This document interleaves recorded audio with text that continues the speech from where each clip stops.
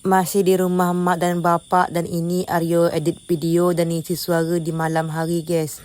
Jadi kali ini Aryo tak ngemas atau buat video ngemas rumah mak bapak, tapi kita fokus buat video mengurus gudang bapak guys. Jadi ini pertama datang kita dah ngurus pengantaran Nio yang diantar oleh Pak Samad. Di situ ada Pak Tukang lagi buat apa tak tahu.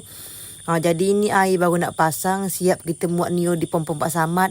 Sampai rumah kita tengok ada monyet ngambil jambu dengan buah mangga yang ada di samping rumah adik bapak guys. Kita percepat, kita istirahat dulu. Setelah kita istirahat, barulah kita ngemas dalam rumah mak.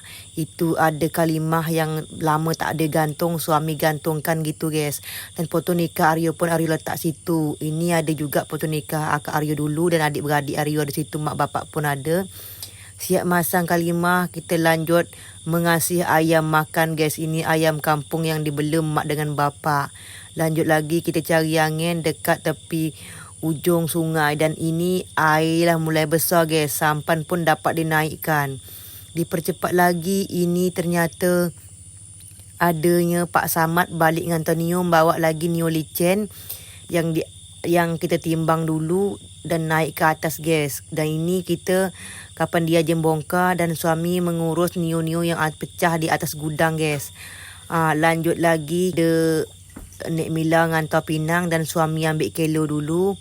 Jadi mak bapak ada juga ngambil pinang. Kita percepat mak Mila dah kita urus.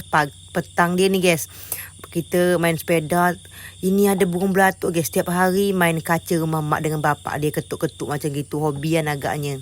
Keesokan hari ni guys, kita masih ngurus gudang bapak. Dan ini kita nimbang, suami di bawah nengokkan kilo.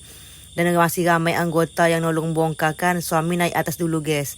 Kerjaan lain tak bisa kita rekam kerana betul-betul penat. Ini kita bersimbah peluh sampai dekat maghrib. Akhirnya kita naik guys. Kerja pun siap.